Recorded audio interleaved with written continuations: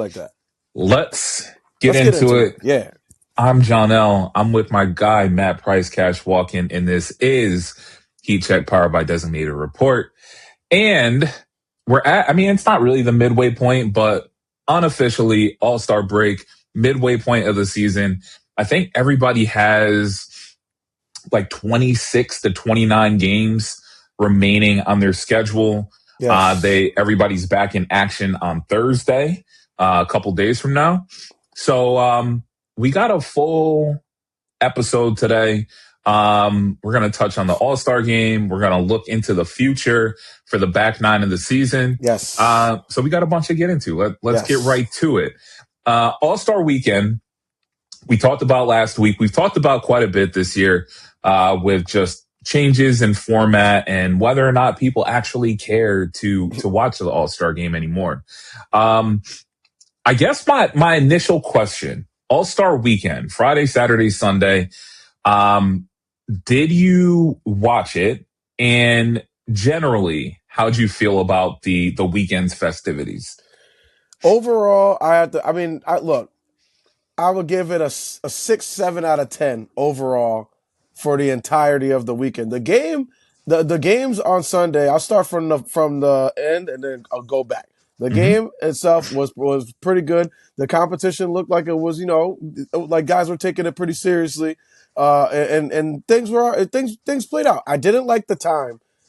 I mean, we're talking about a 5 p.m. tip here on the East where Yeah. we are, a Yep. 2 p.m. tip. Like, where they have to be at? Like, I think I understand what happened, I think, where it was an NBC situation and they With got, the Olympics. they bit off more than they could chew with the Winter Olympics going on and Yeah. everything like that. And the times that they're starting there in Italy and where we're starting here. I mean, it's huge time zone differences. So they had a lot going on. But as far as the product on the floor, look, the dunk contest, I I I don't want to say it was awesome. I don't want to say it was awesome, but I did enjoy it. Really? The Jace Richardson thing was scary. You know what I mean? Yep. So that was scary. You don't want to see that ever. But I thought that, look, I like the young guys going out there. I liked what Keyshawn Johnson did. He's out there dancing. He's making it all happen. Him and Carter Bryant, two California kids Yep. out there in LA trying to make a name for themselves through the dunk contest. Like, these are guys who were getting minimal minutes, throughout the year in the games and stuff like that. But there are names that now people are going to remember, I would think. I look, the Jackson Hayes, I don't know, he glitched. And he must have glitched or something like that. That was crazy. The Jace Richardson thing was crazy. But other than that, I thought everything was pretty good. Like, it wasn't the best dunk contest that we've ever seen, but it by no stretch wasn't the worst. And then the celebrity game was interesting too, just to see the names and faces and things like that. Druski does not take anything seriously. It's hilarious. You get to see, all the things about it. So I thought it was pretty cool all around. It wasn't the best, but it wasn't the worst. And it was something it was worth the time I spent consuming it. That's fair. And I do have a follow-up question to you on that in a second. But I actually really enjoyed Sunday night as a one-off. I think the competition was there, and Wemby set the tone off the opening tip. He had the first bucket of the game with that big dunk. And then Ant Edwards kind of followed suit. And from there, it kind of trickled down, Ant Edward and his squad, they moved on to the next round against the old heads, and he was still bringing that same intensity, which forced LeBron and KD and these guys to play up. So I enjoy it as a one-off. I would prefer to see either East West or Me too. like they were doing the draft a couple years ago. I would like that. I think we're in a pretty good spot if Wemby and somebody like Ant Edwards are gonna take the torch and run with it. Like Wemby visually upset after they lost that first game in overtime. It sucks that him and his team weren't able to get a W. But I mean, Luka only played 5 minutes. Right. Jokic only played 5. Like, it's hard. That part is hard. it's tough. Yeah. That's kind of why I want to get away from this format. Even though I mean it was pretty cool, but I want to get away from Yeah. this format so the guys could actually get some time on the floor. For what was it, the strike? I don't know if it was Stars or Stripes, but like I Jaylen don't Brown remember. just chucking up shots. Yeah. Clearly just trying to get his own thing going and like icing people out. Everybody else on the team, Yeah. like he took the most shots on his team, and he was like 2 for 10 or something like that. So you could tell there's some guys that are out there pressing and trying Yeah. to make an impact and everything like that. Whereas with the normal format and you just get two teams out there that are going at it for a full game, I think that you're going to get, you're going to get a better dose of each individual player. There was Yeah. a DMP Yeah. in there too, right? Somebody had a DMP, the coach's decision. Like I think there was Really? I think I saw that in the box score that there was Nah, that's crazy. a. Real talk, I'd have to fight coach. I'm an Yeah, all-star and I can't get in the game. I'm a that's DMP. crazy. Nah, That's crazy. we're gonna square up afterwards. I don't That's care. wild. That's wild. Yeah. I want at least 2 minutes. If you give Yeah, everybody it's something, yeah. something. I want to Something. go out here and get 2 minutes. Saturday night, I'm not with you on the dunk contest. I'm over it, Yeah, honestly. I say that now, and inevitably I'll probably tune in again next year. But yeah, I mean, you talked about this for years with Mac McClung. You're like, just bring in professional dunkers, right? yes, Just bring in professional dunkers. Let them give us a show. Give us what the fans are looking for. My thing with that is this is an NBA dunk contest. So I don't think Mac McClung should have been in it. The G League, they have their own slam dunk competition. But if you're going to open the door to him, if you want the best product, bring everybody in, yeah. all the great dunkers in, or don't have the dunk contest at all. Like, it's just, could it be entertaining? Sure. You saw the little 4-pack of dunks that he posted though That, after the yeah. fact. That's what I'm saying. Why not let him do what Dame did? Like nobody's beating him. Every time he's So, competed in the dunk contest, he's won it. so So that's the thing. From what he said, there were players. I mean, there were players who weren't going to participate in it if he was in the dunk because they contest. know they would lose it. But I think that's so weak. I It's so agree. weak. I Like this agree. is the thing that we got to get away. Stop being so afraid to lose. That's Go out the there and put it that's on the the line. issue. That's Yeah, the issue with like the All-Star game in general. 3-point competition, we had the big stars. yeah, Because if you lose the 3-point competition, it kind of is what it is. yeah. For whatever reason, like dunking, and I hate to like it just feels like a very masculine thing. Yeah. So it's like, oh, if I go out there in the dunk contest and I don't win, it's like a knock on me as a man. It's like, bro, like it's competition. Go out there, do your best dunks, and whatever happens from there happens. But I don't know, man. I didn't love Saturday night, or I didn't love the dunk contest, 3-point contest, and the skills challenge. Rising. Shooting not stars. Rising Stars, Shooting Stars. Shooting stars. Yeah. I enjoyed both of those. The celebrity game, it is what it is. The like Rising you're not. Stars was a fun game though too. The young guys going at it. That was fun. It was. Celebrity game, like it is what it is. You're gonna hilarious. You're gonna get who you get. But generally speaking, I feel like this weekend was more successful than others, than like the last 2 or 3 years, in my opinion. Absolutely, definitely. And I love that arena. They really showcased that arena. They did. In a whole nother way. I got to get out to LA to go see that thing. That looks crazy out there.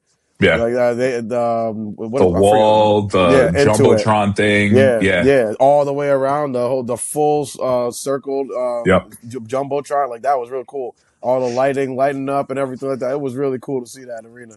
And they put it on full display. So I definitely got to go see that in person.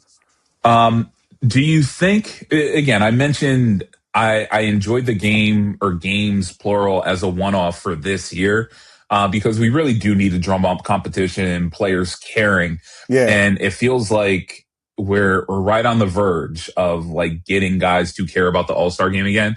Do you think it was the format change that inspired it? Because you were talking about, these the Wembys, the Lucas, the Jokic's, they were going to come out and play. They Yeah. want to win. And you thought that potentially that would get, an Ant Edwards or somebody from the American side to play hard.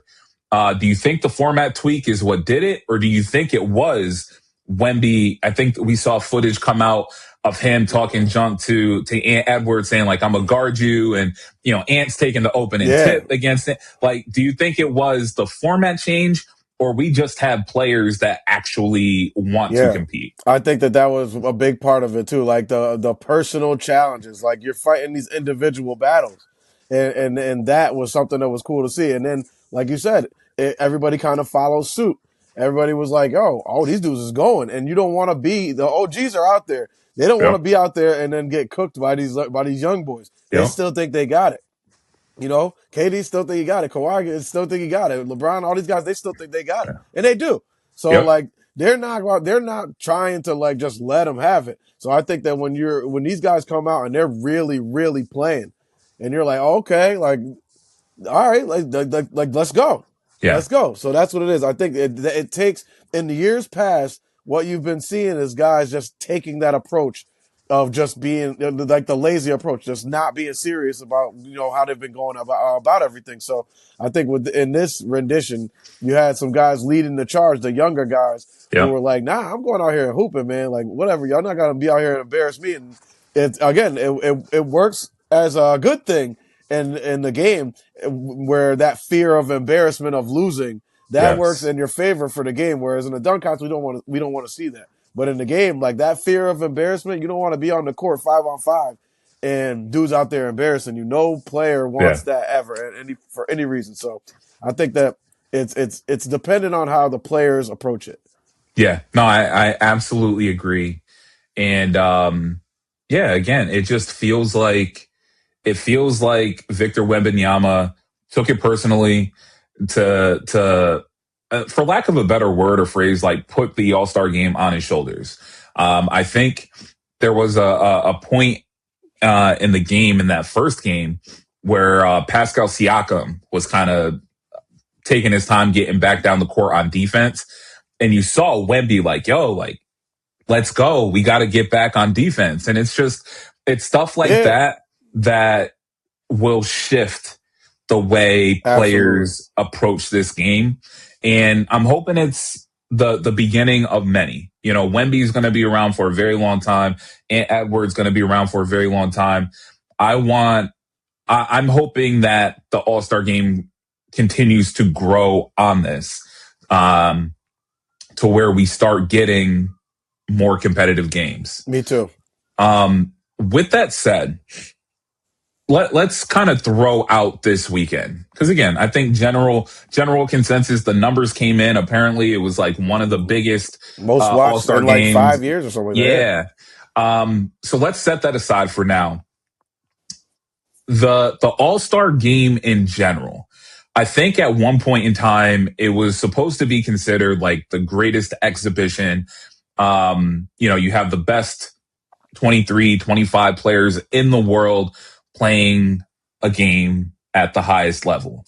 Now in 2026, I don't know if that's still the case or if people feel the same way, but how should we define the All-Star game? Like, is it supposed to be that, the greatest exhibition in the world? Or is it just, hey, let's get the best players on the same court at the same time and have fun? Because I think if media and fans, if we change our expectations of what the game should be, then we're not as critical. If we're just going to say, hey, like, yeah, we're going to go out there and we're going to shoot, 35-foot threes in the first quarter, Yeah, and then if that's what it is, that's what it is. yeah, that's what But I'm saying. if the thought, or if the expectation is competition, the best players in the world competing for one night a year, then that's going to change the way we Yeah, perceive the game. So I ask you, what is the All-Star game? What is it supposed to be? that's where I think the disconnect is lying. I think the players are taking it like, oh, it's the fun time. Let's go out here, give the fans a show. That's what they Yep. always say. We're gonna go out there and give them a show. if you're gonna give me a show to us as real basketball fans, like I don't know who. Maybe it's these weirdos that are in there that can actually pay for an All-Star game ticket. Maybe they want to see you shoot 3/4 court shots and do. I want to see the best players on each conference come and play against each other. I want to Yeah. see in this format, it had an opportunity for you to see things that you don't see. Teammates playing against each other. I had Yep. Jalen Brunson playing for one side and Karl Yep. Anthony Towns playing for the other side. They're not going to guard each other, but like I just think the players have lost. They've lost their identity within the game. They don't know what they're supposed to be doing. I think That's that fair. we expect that high level competition. We expect them to go out there. They think that we want to go see them throwing alley oops and doing all this stuff like that. Like I get it. Like who was it? T-Mac that threw it off the backboard and caught it. Like that's good, but it was also within the confines of Within the the game. flow. It Yeah. was within the flow of the game. What made it so crazy is that dudes was really guarding him. They Yeah. didn't part the Red Sea. Like he was standing on the right, threw it with his left, came around, caught it, and yammed it. That was what was crazy about it. Like Yes. that was T-Mac. Like he wouldn't do that in a regular game. No. So it's like, yes, I want to see some stuff. Like, yeah, I want to see you try some stuff that I wouldn't see in a regular game. The stuff that will get you yelled at by your coach or Yep. not bench Bench because these there. are all-stars. But Yeah. yeah, the stuff that make coach call a timeout and look at you sideways when you're walking to the bench. Yeah. They're Yeah. not, I want to see that stuff, but also within the flow of the game. I want to see you really taking it serious. Like to, a little bit of defense. Like, yeah, if a guy blows by you and he's going up, do I want to see him going up to crazy contest and like foul? Like, I know that. You protect each other, yes. But I think that to a degree they've taken protecting one another out there a little too far. They're just opening the door and letting guys blow by. Like, yo, play a little bit of defense. Do Yeah. a little bit of something. Like, you know what I mean? A little bit of something. But that's what it is. So, in my opinion, yeah, I want it to be the greatest exhibition in all of sports because the NFL, you're not going to get this as an all-star. Correct. Correct. Major League Baseball, you could have an all-star game and it literally be 1-0.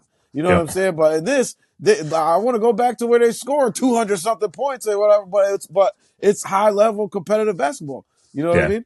Yep. Maybe even I'm telling you, add a 4-point shot if you want to have dudes doing stuff like that. Bring that back or whatever. Like, yeah, you could add these little quirks, but I still want to see high level competitive basketball with the best NBA players. That's what I want to see. That's what it should be, and that's what the players should be aiming to do. Yeah. No, I absolutely agree. And my critique of the All-Star game kind of across the board, at least like major professional sports. So NBA, NFL, MLB, you could throw in NHL in there as well. But I've been saying it for years. Like these players make so much money that there isn't a monetary incentive for them to play. And the risk is, what if I go out there and get hurt? Yeah. And like, I get it, but you can also get hurt in the off season, in preseason, and a regular, anything could happen and you can get hurt. So yes, as fans, as media, we would love to see all of the top talent in the NBA play 82 games plus a deep playoff run and have them playing at the highest level the entire time. At the same time, we're asking for one game, one night out of 365 days for you to go out there and play with and against people that you're not typically going. We might not ever see some of these teammate combinations ever again.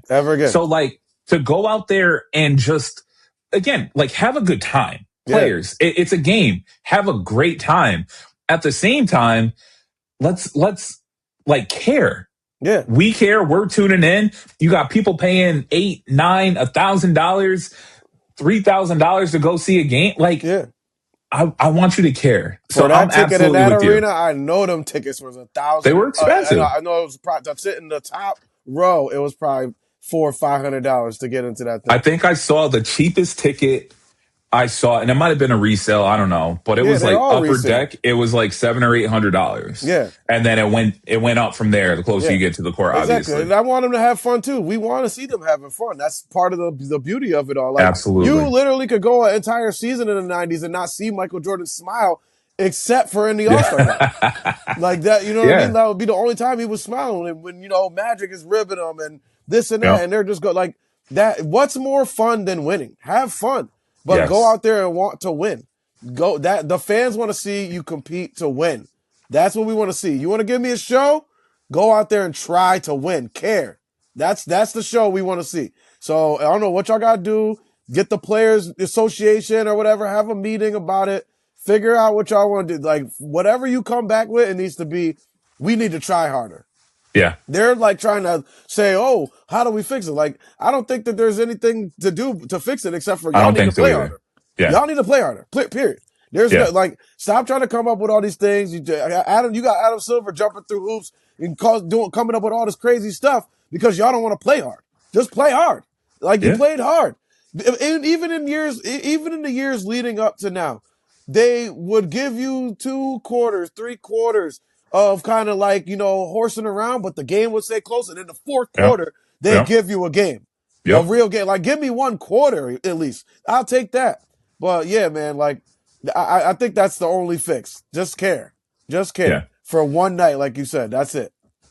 And that is a perfect segue about Yes. trying, about caring, tanking in the NBA. Oh, my God. We saw the league, Adam Silver in the NBA, they fined the Jazz and the Pacers for allegedly tanking. It's not alleged. It's It's not alleged. I don't know. It isn't just the NBA. It's across all sports. Obviously, the worse you are, if there's a lottery system or the worst team gets the number 1 overall pick, there's an incentive for you to be bad. Yeah. Or if you are bad, to continue to be bad in an attempt to get that cornerstone, that franchise player on your roster. My first question, again, the Jazz and the Pacers were fined. Egregious. Why is the league fining for tanking when the draft incentivizes it? Because at the end of the day, like, you're fining me, but if I'm the worst team in the league, I'm getting the number 1 pick, or I have a better chance of getting the better. Yeah, you got a better percentage of it. You can't have it both ways if you're the league. Yeah. I think that, who was it? Josiah Johnson, who suggested that worst, the player, the I like that idea a with lot. the bottom teams. I agree. And you could honestly, you could keep the play in, or you could scrap the play in, and instead of playing those, I'd rather watch the worst teams go at it and play for the number 1 pick. If you want the number 1 pick, go win it. Everything needs to be about winning and trying to win. This is a major problem. The reason why it's becoming while it's coming out, why Adam Silver and his office had to do something is because of the gamblers, who are some of the NBA's biggest sponsors, and they're the FanDuels and the DraftKings are all over the court, the Caesar Sports and all that. Yeah. They're all involved in it. So, to protect the integrity of the game, to protect the integrity of everything, he had to drop that fine on them. But yeah,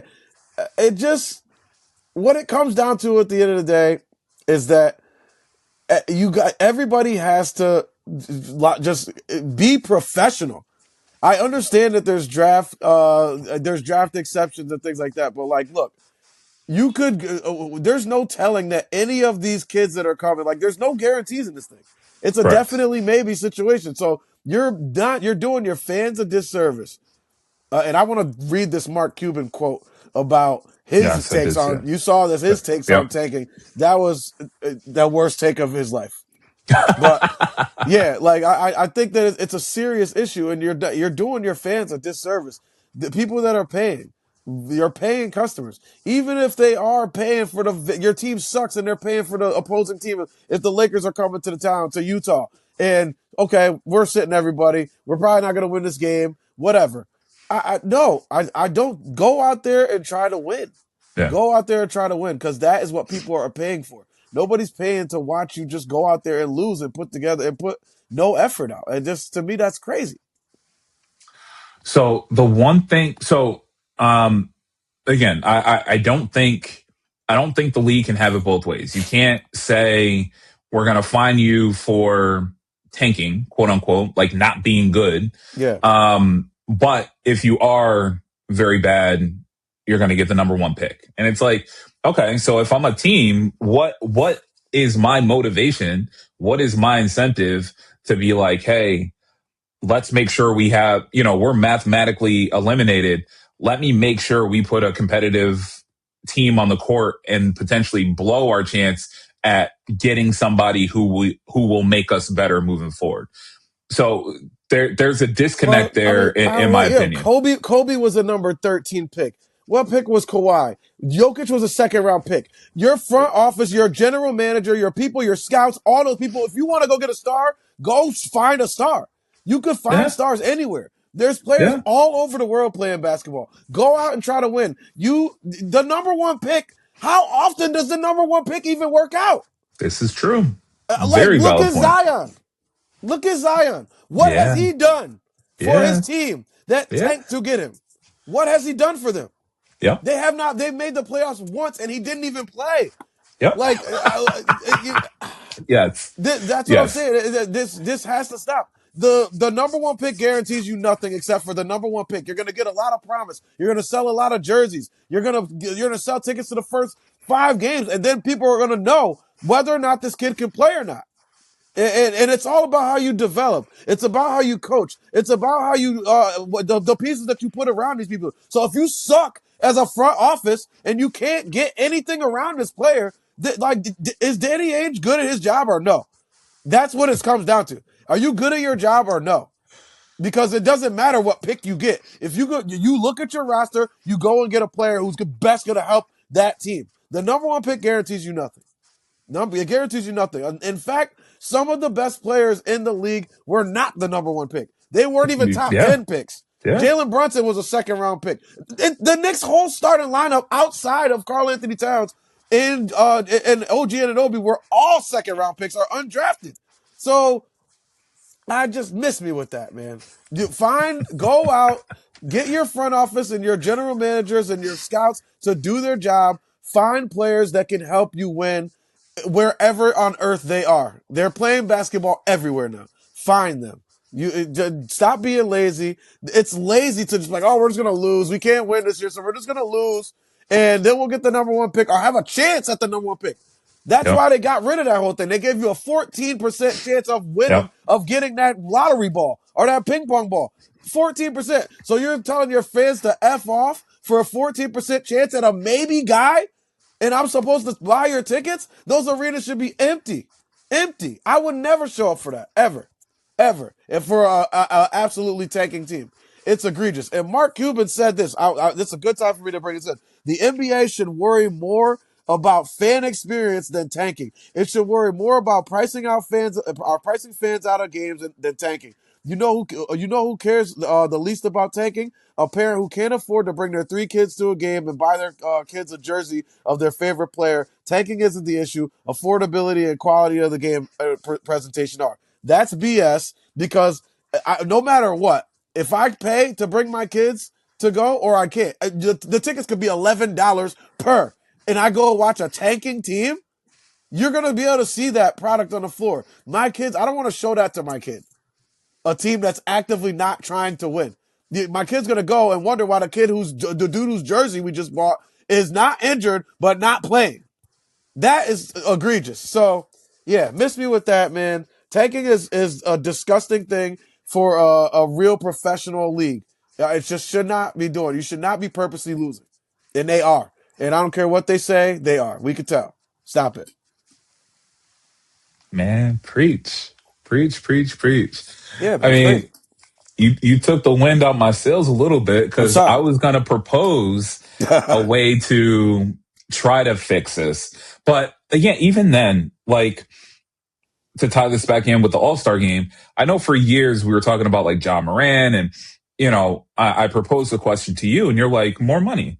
Like, you give the players more money, they'll participate. This isn't a problem that money can fix, though, this tanking issue. Well, so the thing is, like, at what point is it enough money? If it's $1,000 or if it's $1 million this year to participate in the All-Star or in the dunk contest or $1 million to win or whatever the case is, okay, you win it a couple times. eventually the salary cap keeps increasing. Players are making more and more money. At some Yeah. point, they're going to be like, oh, like it's $1 million. Yeah. Like my contract is Yeah. worth, you know, 55 million. I'm Yeah. not participating in this because it's not worth my time. Exactly. I make So almost $1 again, million a game. at some point, it's just got to be, it's got to be intrinsic. Players have got to want to care. Yeah. It feels like a theme today. The players have got to want to care, right? So my thought was, I'm like, maybe we flatten those lottery odds even more. We talked about 14% for the top I don't even three want or to do that. the three worst teams. I like where you're going with this, though. I know exactly where you're going. So, like, my thought is flatten it. So instead of the top 3 being at 14%, you do like the top 10, the worst 10 at like 5%. But after the All-Star break, or once they're mathematically disqualified or whatever the case is, you do, whichever team has the best record. So of the worst teams, the worst 10 teams or whatever, whoever has the best record from that point to the end of the season, you have the best chance. You're able, not even best chance. Yeah. So again, we've flattened it. So the worst 10 teams, you have the same, have the same opportunity of getting the number 1 draft pick. Gotcha. But if your team has the best record, All-Star break to the end of the year, your team, front office, players, whoever, you would get X number of dollars, $10 million or whatever the case is, to split evenly, whatever the case is. So at this point, if you're I keep saying top 10, a top 10 worst team. Yeah. You have the same odds as everybody else. So that decreases your need to want to tank or need to tank because you have the same odds as everybody else. But you do have a chance to get let's call it an untaxed $10 million for your team, for your franchise, which would be the incentive to play hard through the end of the season. Yeah. Again, at some point, I'm throwing $10 million as an arbitrary number, but of course, $10 million at some point, they're going to be like, what's it matter? That $10 million is, once you split it up, we're only going to get X number.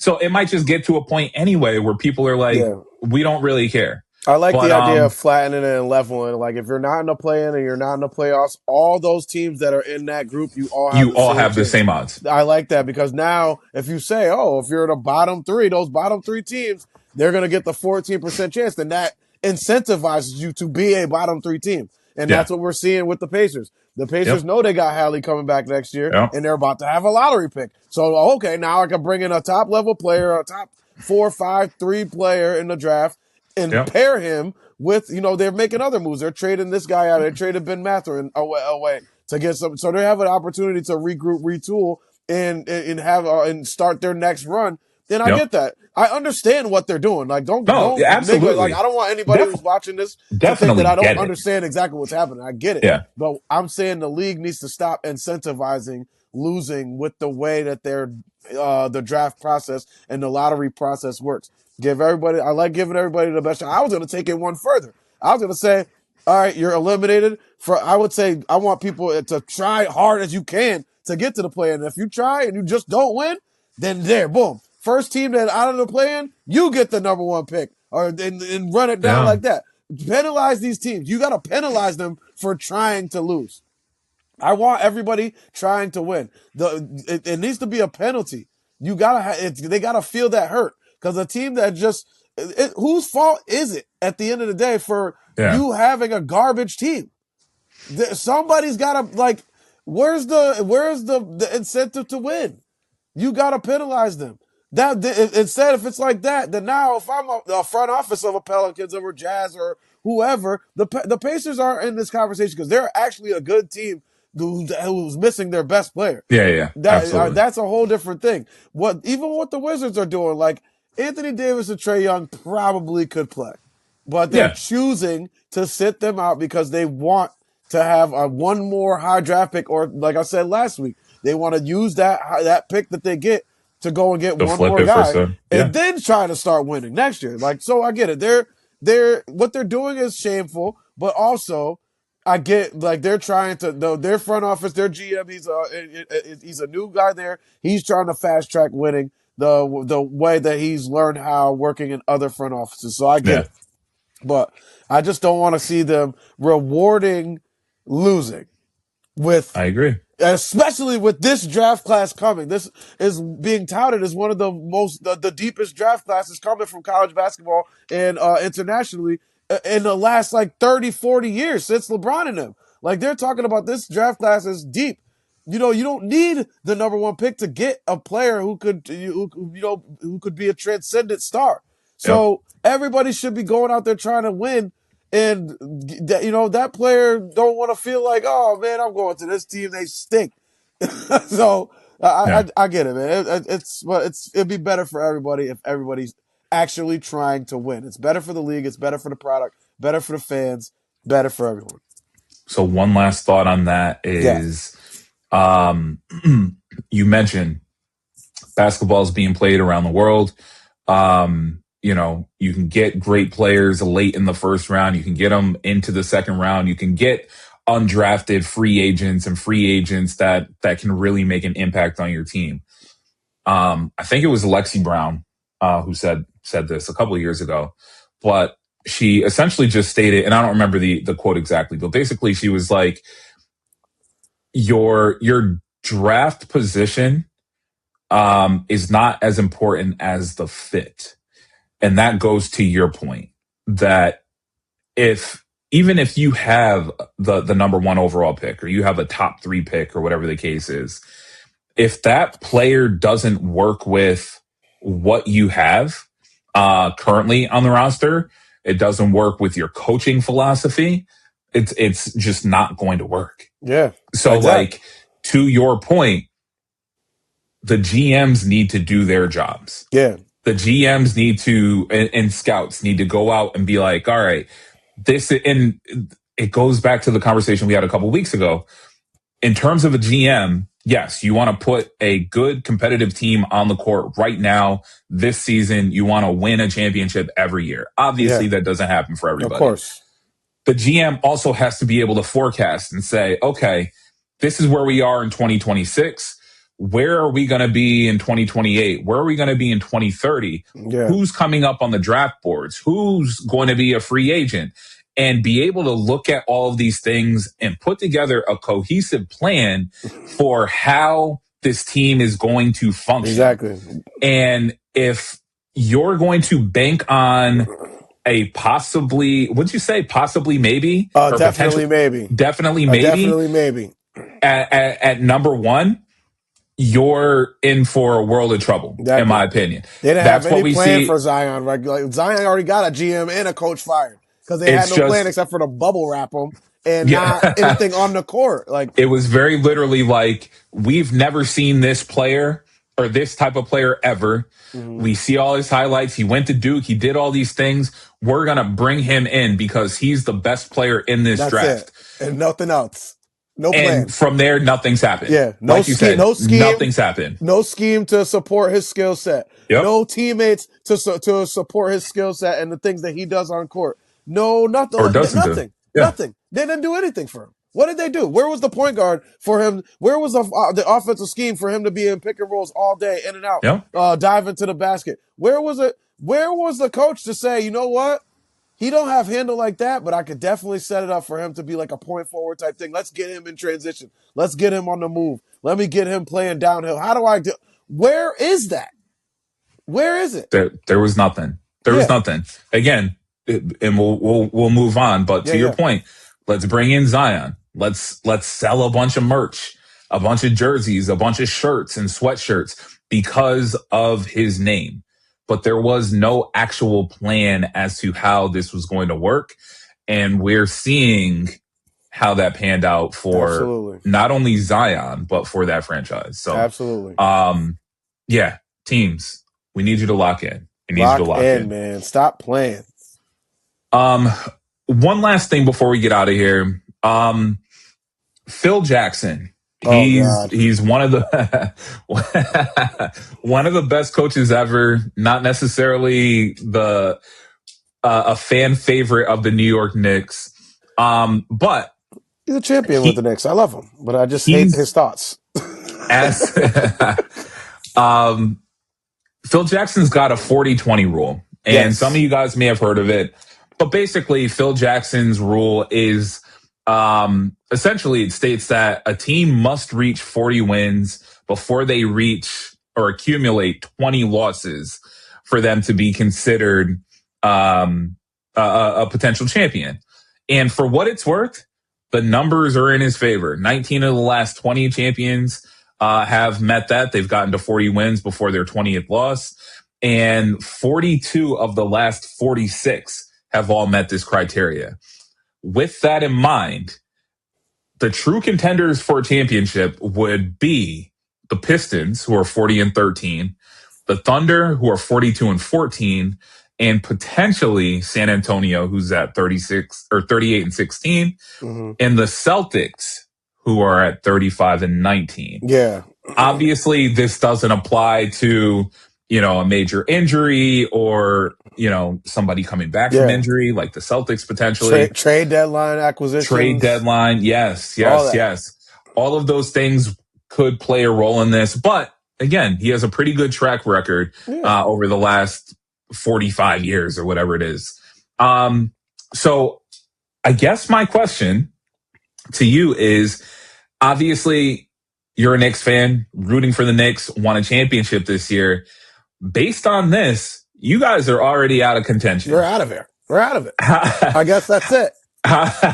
Selling my tickets to Knicks Piston on Thursday. Anybody want them? Season's over. Season's done.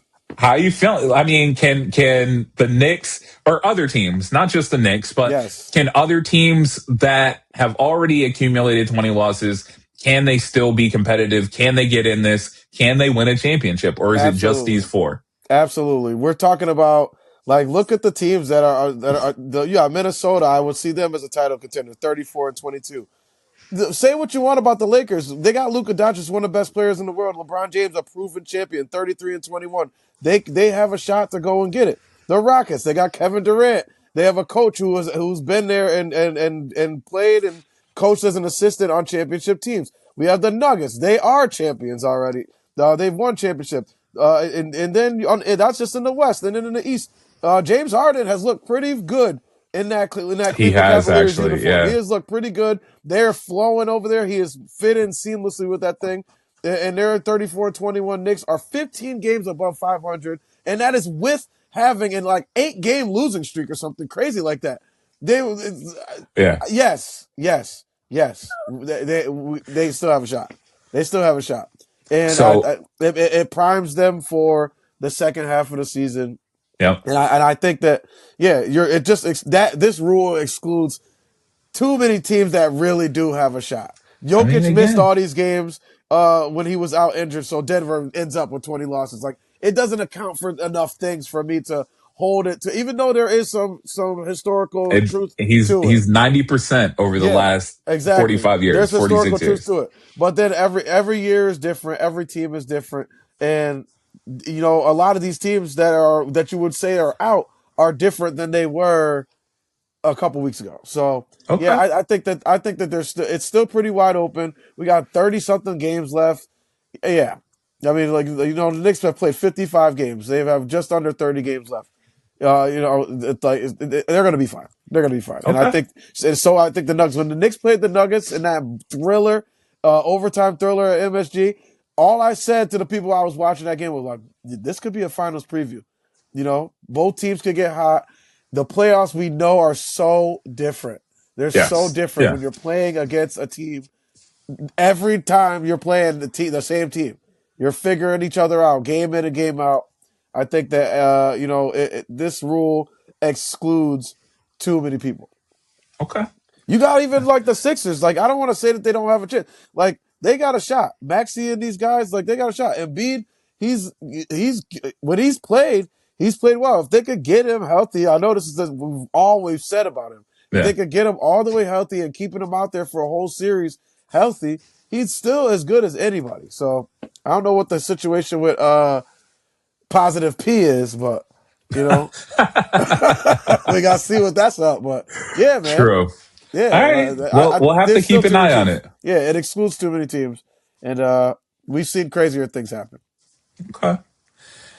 We'll keep hope alive for more Positive than P. these 4 teams. Positive P was a bar. You got to cut Before that. it was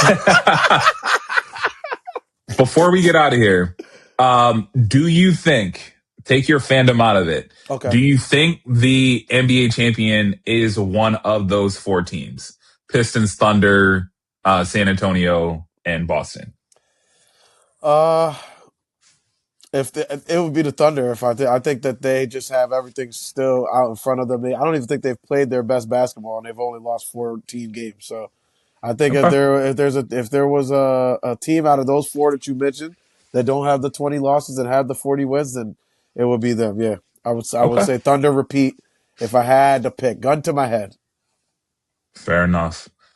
Let's get out of here. It's only Tuesday, man. We don't got NBA basketball for a couple days, I so know. I'm going right back to the Garden, right baby. bike. Yo, cause we ain't played the Pistons. They all these Pistons fans on Twitter yakking. Yo, Mitch hasn't played in a couple games. OG didn't play in the last game. We haven't played in MSG yet. Like, y'all gotta chill out, bro. Chill out and stop talking to me with the tone that you're talking to me with. Because we walked in your trap and took over your trap last year. Y'all literally didn't beat us one time in your building. And now you coming out here. So let's see what it is. When I'm in the building, we don't lose. All right? We don't lose. So I'm gonna see y'all Thursday. We'll see you Thursday. Let's get out of here. I'm Johnell. That is Matt Yes. Price Cash Walk-In. This is Heat Check powered by Designated Report. We will be back with y'all next week.